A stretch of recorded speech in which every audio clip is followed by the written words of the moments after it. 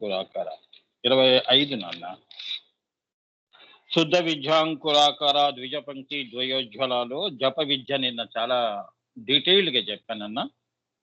దీనిని ఎంతగా జపము చేస్తే అంటే చతుర్యాగ క్రమంగా ఈ విద్యని ఆచరిస్తే దీనిని మించిన విద్య మరొకటి లేదు అని ఒక్కసారి మీరు దాన్ని సింహావలోకనం చేసుకుని ఇప్పుడు 11వ నామము ద్విజాకార అంటే ఏంటో తెలుసుకుందాం. దీంతో ఈ నామం పరిసమాప్తం అవుతుంది అన్న. ఈ ద్విజాకార అంటే ఏంటో తెలుసుకుని 26వ నామము కర్పూర వీటి కామోద సమాకర్ష దిగంతర ఏమ్మా ఆ నామంలోకి వెళ్దాం. ఏమ్మా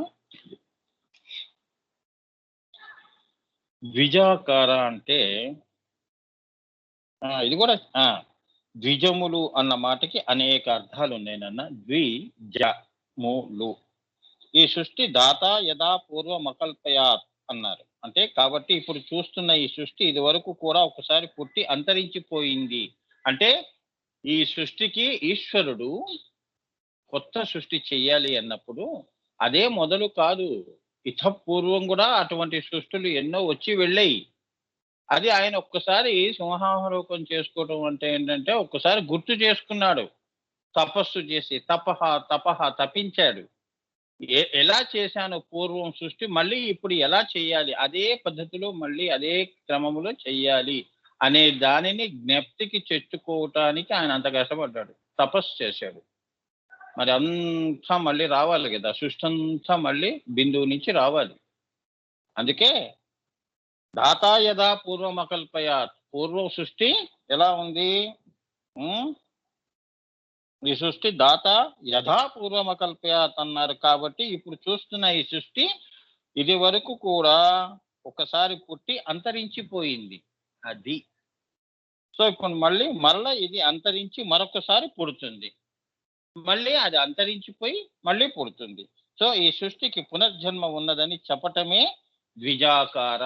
అంటే మనకే కాదమ్మా, సృష్టికే పుట్టి ఇప్పుడు సృష్టి స్థితిలయ తిరోధాన వమనాలు ఏవైతే ఉన్నాయో, అంటే మీ భాషలో చెప్పాలి అంటే మహాప్రళయం అంటారే, మహాలయ అమావాస్య అని అంటారు. అంటే అణువులు కూడా చివరికి ఏవి మిగలకుండా అన్ని శూన్యంలో కలిసిపోతాయి. కలిసిపోయిన తర్వాత అవన్నీ మళ్ళీ ఆ సమయం ఆసన్నమైనప్పుడు, అంటే కర్మ అనేది ఏదైతే ఉంటుందో శూన్యమంతా కూడా సృష్టితో కరిగి ఉంటుంది. కాబట్టి మళ్ళీ ఆ కర్మ పరిపాకం అయినప్పుడు మళ్ళీ ఆ సృష్టి పునర్సృష్టి చేస్తాడు. ఎవరు? సాక్షాత్ అమ్మవారు. అంటే ఏంటంటే ఆ పరాశూన్యంలో ఉన్న ఒల్లొల్లిత మళ్ళీ సృష్టి చేసి మళ్ళీ ఆ పరాశూన్యం నుంచి మళ్ళీ ఇటువంటి శ్రీ విద్య మళ్ళీ ఇంకోసారి పుడుతుందన్నమాట. అది ఇలా పుట్టటం పోవటమే ద్విజాకార. సో ఇంకా మన జీవితాలకు వస్తే మనం ఉన్నామని సంతోషం ఎందుకు, లేవని ఏడుపు ఎందుకు? సో దేన్ని చూసి నువ్వు బాధపడతావు చెప్పు. సో సృష్టి మళ్ళీ దాతా యథా పూర్వమకల్పయాత్ అన్నాడు అంటే మళ్ళీ నువ్వు కూడా పోయినా మళ్ళీ పుడతావు నాయన అని చెప్పటం. ఎవరైనా కూడా అంటే పోవటము అంటే ఏంటంటే అంతరించిపోవటము అంటే కేవలం శరీరం అంతరించిపోతుంది, అణువులు వెళ్ళిపోతాయి, కానీ భావం అలానే వెళ్ళి శూన్యంలో కలిసిపోతుంది. నీవు కూడా పోవు. అంటే వస్త్రములు మార్చినట్టు భగవద్గీతలో చెప్పినట్టు వస్త్రాలు మార్చినట్టు మారుస్తావు. ఈ దేహాన్ని విడిచి ఇంకో దేహంలో ఆత్మ ప్రవేశిస్తుంది. అది అర్థమైందా?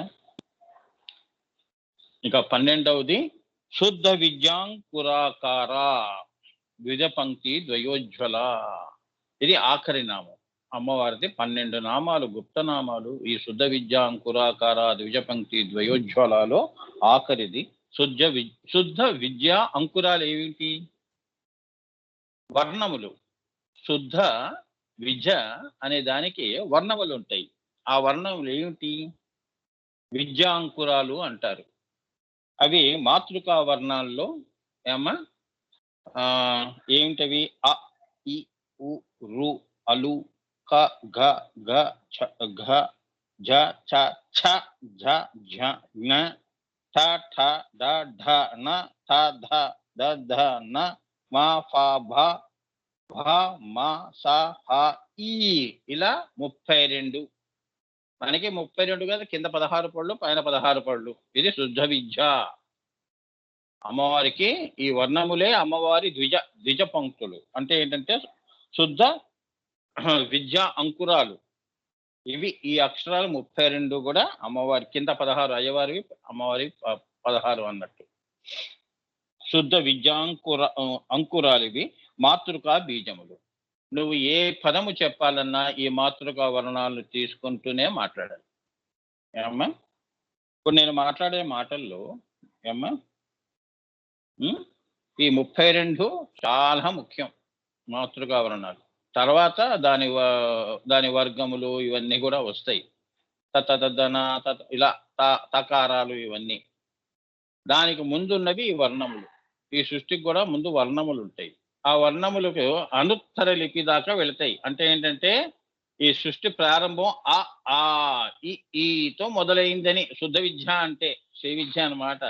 అంటే అతపూర్వం ఏముంది అంటే పరాశూన్యం తప్ప ఏమీ లేదు. ఇంకా వర్ణమే లేదు, సృష్టే లేదు కదమ్మా. అభావంలో ఉంది. భావంలో వచ్చినప్పుడు ఇవి శుద్ధ విద్యా అంకురాలు. ఇవి మాతృకా వర్ణాలు. అదే అనుత్తర లిపి అంటారు.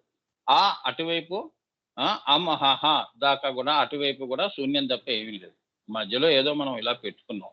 ఇది సో శుద్ధ విద్యా అంకురాలు ఇవన్నీ అమ్మవారికి. ఏమ్మా, మాతృకా వర్ణాల్లో ఆ ఈ ఊ, ఆ అంటే ఆ, ఈ అంటే ఈ, ఊ అంటే ఊ, ఇవన్నీ మిగతావి మెయిన్ లెటర్స్. నాదము అక్షరము వర్ణములుగా రావటం అంటే ఈ 32 అని. దీంతో విద్య అక్కడ అంకురించింది. అందుకే విద్యాంకురాలు. అమ్మా, ఇక్కడికి ఈ నామం అయింది నాన్న 12. ఇప్పుడు మనం శుద్ధ విద్య అంటే జప విద్య అవి దృష్టిలో పెట్టుకుంటే ఇది అర్థం అవుతుంది. అందుకే ఏదైనా అమ్మవారి నామాలన్నీ హారంగా ఉంటాయి. అమ్మా, ఒకదాని పక్కన ఒకటి ఉంటుంది. ఏదన్నా మిస్ చేసాము అంటే అక్కడ నీ జ్ఞానంలో అంటే నీ శుద్ధ విద్యలో ఒక 5 క్లాసులు మిస్ చేసావు అనుకో, అంటే ఈ హారములో ఈ 5 గుప్తనామాలు సరిగ్గా నువ్వు గనక ఈ పువ్వులన్నీ అందులో ఏంటి మాలగా కట్టకలేదంటే అక్కడ ఎప్పుడు గ్యాప్ కనిపిస్తూ ఉంటుంది. మన అంతేగా పూలలో మరి గ్యాపులు ఉంటాయి కదా. అలానే ఇది చాలా జాగ్రత్తగా అమ్మవారి యొక్క ప్రతి చర్యని గమనించటం. ఒక రకంగా చెప్పాలంటే అమ్మవారి యొక్క పరమాత్మ కథ. ఇదే రచనా గుణస్పదాం నవమితే పరశివే పరాం కళాం అని నేను చదివాను కదా. అది కథ తెలుసుకోవాలి అంటే మొదటి నుంచి చివరి వరకు జాగ్రత్తగా అమ్మవారి శ్రీమాత నుంచి లలితాంబికాయై నమః దాకా కూడా నీవు అంత శ్రద్ధగా, అప్పుడే నీకు శుద్ధ విద్య బోధపడుతుంది అని చెప్తోంది అమ్మవారు. లేదు అంటే అందుకే ఆవిడ కరుణ పొందటం అంటే సామాన్యమైన విషయం కాదు. అది మళ్ళీ అనుభూతిగా నీకు రావటం అనేది అమ్మవారి యొక్క కరుణే ఉంటుంది. సో ఈ రెండు కూడా అర్థము కావటం ఒక ఎత్తు అయితే దాన్ని స్వానుభూతి చేసుకోవటం ఒక ఎత్తు. ఈ రెండిటికి పై ఎత్తు ఏంటంటే లయము కావటం. అది